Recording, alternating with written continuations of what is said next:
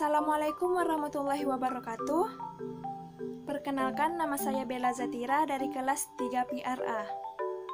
Pada kesempatan kali ini, saya akan membahas materi tentang etika komunikasi dalam menggunakan media sosial. Siapa sih yang tidak mengetahui apa itu media sosial? Media sosial adalah sebuah media yang digunakan untuk bersosialisasi antara satu sama lain melalui jaringan internet yang memungkinkan kita untuk berinteraksi tanpa dibatasi oleh ruang dan waktu. Banyak sekali aplikasi media sosial yang bisa kita temui dalam kehidupan kita sehari-hari.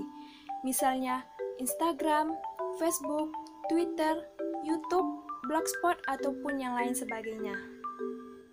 Lantas, apakah kita sudah menerapkan etika komunikasi yang baik dalam menggunakan media sosial? Pada saat melakukan komunikasi dengan memanfaatkan media sosial, cenderung dari kita melupakan etika dalam berkomunikasi. Hal ini dibuktikan dengan banyaknya kata-kata kasar yang kerap kali muncul ketika kita menggunakan media sosial. Alangkah baiknya apabila kita melakukan komunikasi dengan menggunakan media sosial, sebaiknya kita menggunakan kata-kata yang pantas dan juga yang sopan. Biasakanlah untuk menggunakan bahasa yang tepat pada saat kita melakukan percakapan, baik itu secara langsung ataupun melalui media sosial. Selain itu, media sosial juga dijadikan sebagai tempat untuk mendapatkan dan menyebarkan informasi.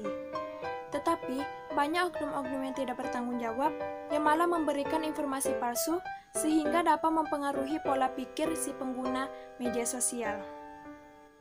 Akibatnya, banyak para pengguna yang masuk ke ranah hukum akibat penyebaran informasi yang tidak menggunakan etika. Berikut akan saya jelaskan beberapa etika komunikasi dalam menggunakan media sosial. Yang pertama, gunakanlah bahasa yang sopan. Gunakanlah bahasa yang sopan dan santun dengan siapapun kita berinteraksi, baik itu secara langsung maupun menggunakan media sosial. Jangan pernah gunakan kata-kata kasar ketika kita berinteraksi, karena dapat menyakiti hati si lawan bicara. 2. Menghargai privasi orang lain. Hargai privasi orang lain dengan tidak mengumbarkannya kepada media sosial sekalipun niat kita bercanda, karena dapat menyebabkan orang lain tersinggung dengan privasinya. Ketiga, periksa kebenaran berita.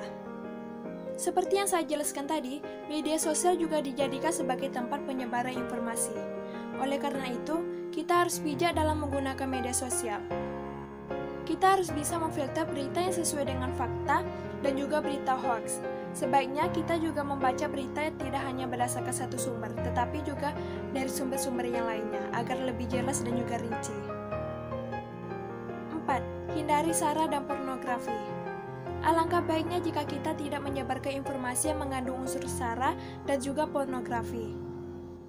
Karena hal itu dapat menyebabkan konflik antar sesama dan juga dapat merusak generasi penerus bangsa. Yang kelima, jangan terlalu mengumbar informasi pribadi. Kita seringkali lalai dalam menggunakan media sosial. Bahkan kita juga memberikan nomor kita kepada orang yang tidak kita kenal melalui media sosial.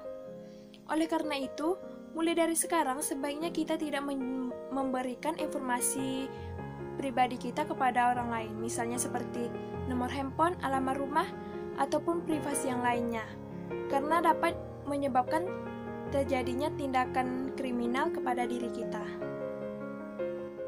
Yang keenam, menghasut orang dan menebar kebencian. Hindari mengupdate status atau memberikan komentar sebagai bentuk hujatan atau kebencian kepada seseorang atau kelompok tertentu. Jika hal itu terjadi, maka kita bisa dikenakan tindakan pidana sesuai dengan Undang-Undang ITE Pasal 28 Ayat 2. Dan yang terakhir adalah menghargai hasil karya orang lain.